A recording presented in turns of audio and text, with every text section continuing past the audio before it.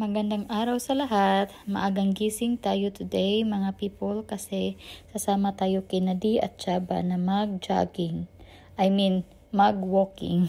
Sila lang palang magja-jogging, ako is mag-walking lang. Yan, bago tayo lumabas, lagay tayo muna ng sunscreen kasi pinaka-importante yan sa sinasabi ko pa noon sa mga dating vlog ko. And of course, yung ating lip balm, papaw naman yung gamit ko this time. Nauna na pala si Dee at Chaba, sabi ko sa kanila, susunod na lang ako kasi anyhow doon naman ako sa may shortcut dadaan.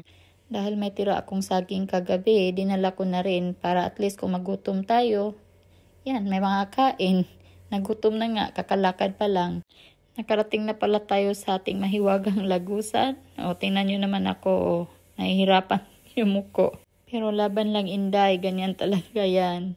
Maya-maya is dumating na si Dee and si Chaba nung nakita ako, natuwa siya kasi matagal-tagal din kasi akong hindi nakasama sa kanila mga people.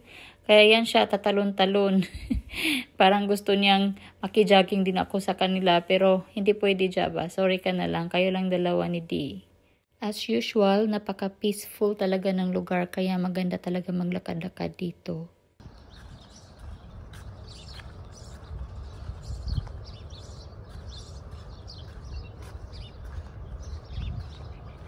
Tapos may nakita akong malaking tutubi. Naalala ko yung kabataan ko. Yan talaga ang isa sa hilig ko yung manghuli ng tutubi sa may damo-damo. Kaya yan sinubukan kong hulihin. Pero hindi. Maiglap eh. Kaya hinayaan ko na lang. Minsan nakakamiss din yung panahon natin no, nung kabataan pa natin. Yung hindi pa uso yung gadgets like cellphones. Puro laro lang sa labas ang ating inaatupag.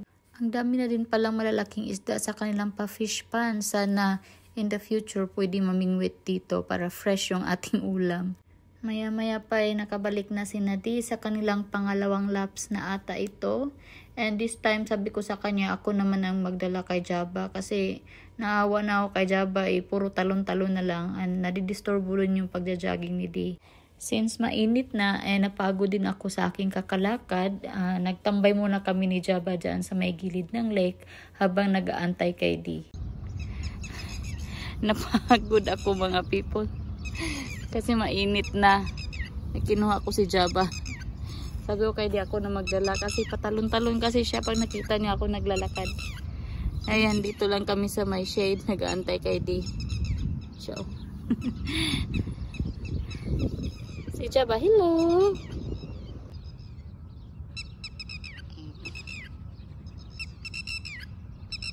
Pauwi na nga kami nito mga people. Yan si Dee. Mas nauna pa ako sa kanila kasi syempre sa shortcut ako dumaan. And pagdating namin sa bahay, yan naman yung nakita ko. May pa-free entertainment na naman yung Air Force. Which is nag-i-enjoy din naman akong panoorin kasi ang gagaling nila. Lunchtime na dito guys. And magluluto lang ako ng kasi may bahaw kahapon. I-fried rice ko lang siya. Lagyan ko ng bawang at saka parisan ko lang ng itlog. Ng pritong itlog. Yun lang yung ating ulam mga people for today's lunch. Yun yung nasa ko. Isip ko. Sarap kumain ng fried rice. Tapos later, mamaya ko na ulimahin ko anong i-dinner namin.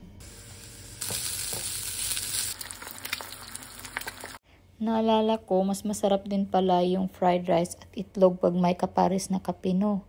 Kaya nagtimpla na din ako. Actually, yung kape ko na gamit is decaf coffee yun.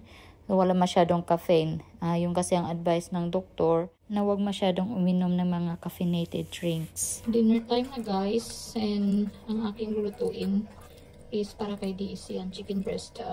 Nilagyan ko lang siya ng paprika at saka kunting asin. Tapos lagyan natin sa air fryer.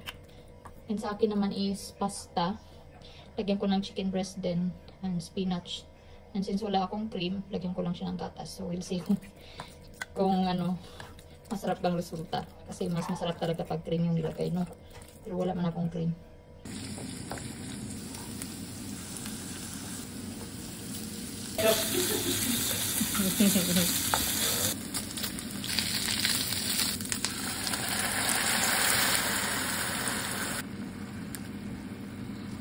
I'm doing an experiment here. I don't don't have cream, so I just use milk. Oh my gosh. Bacon and chicken. Maybe.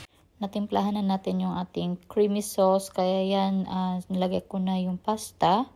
And kakarampot lang pala yung spinach ko mga people. Akala ko marami pa. Yung iba nalanta. Kaya yan, kunti lang yung nalagay ko. In fairness naman, nung naluto na, nung tinikman ko, okay lang pala kahit evaporated milk at saka kunting fresh milk yung nilagay ko. Walang cream. Masarap din siya. Si D, tumikim din konti, nasarapan siya. So, approve ang ating luto mga people. Hindi ko naubos yung pasta kanina mga people. Ang dami kasi. Kunti lang yung nilagay ko na na pasta ba na niluto ko. Pero, nung naluto na ang dami pala. Kaya meron pang isang bowl na natira. So, yun yung makain ko bukas siguro mga lunch. And, yan, na-walking na din namin si Java kanina. Puti na lang, no, this time, nag-start ako ng 30 minutes Zumba yesterday at saka today. Pag nag-walking kami ni D, after, hindi ako hinihingal masyado. So, yun, gagawin ko yun. Siguro every other day or we'll see every day kung kakayanin. Slight lang naman, slight movement lang na Zumba para ma-exercise ba. And fake news, kasi diba sabi ko nga, ulan this week, yun yung forecast ng yun yung sabi ni D, na ulan nga daw this week. Pero Thursday na wala mang ulan. Pero okay na rin yun, no? Kasi hindi pa nga na hindi pa nga natanggal yung ibang tubig baha sa ibang area. Hindi pa totally ba na natanggal. Tapos uulan na naman. So, buti na lang hindi natuloy. Bago tayo matulog mga people, meron palang dumating na Amazon kahapon. So, ngayon ko lang bubuksan. Gamit to ni baby girl. Ulit yung in-order ni Diva. Naantok na ako. After nito, natulog na talaga ako mga people.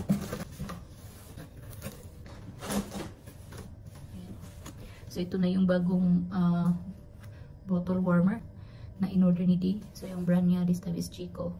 Sabi ko sa kanya, sabi ko kay D, kahit warmer lang, kahit wag na yung may sterilize or something. Kasi mabilis lang naman mag-sterilize ng bote, no? Yung lagyan lang ng mainit na tubig. Ganun. Ang importante talaga yung warmer. Maganda siya mga people. Oh. Single single bote lang. Magandang brand na to, sabi ni D. So, i-test natin to pag nag-time tayo. Meron pa isa.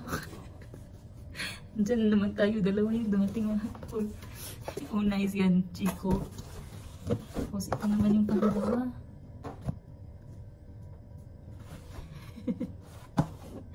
Iwan ko ba? Bakit? Dalawa na naman to. Bahala si Tisha. Siya yung nag-order nito nitong bottle warmer. So, hindi ko alam kung nagkamali ba siya ng pindot dito or ano. Tapos yan. Brush. Bote. Unan. Kasi di ba yung BB cup, yung grade ba? Kasi siya plain lang. So sabi ko kay Lenny, dapat natin ng unan para sa bata. Wala nga ilagay doon na walang kanyang unan. So ito. Ang cute ng liit. So try namin ito. Itong gamitin na unan ni baby girl. Gusto ko yung design. Yung kulay ba? Ganda. And last is ito yung baby carrier. Simple lang to na design. Sabi ko kay di, wag na yung masyadong yung may bakul-bakul. Hirap. Kaming kakaitsusan. So ito.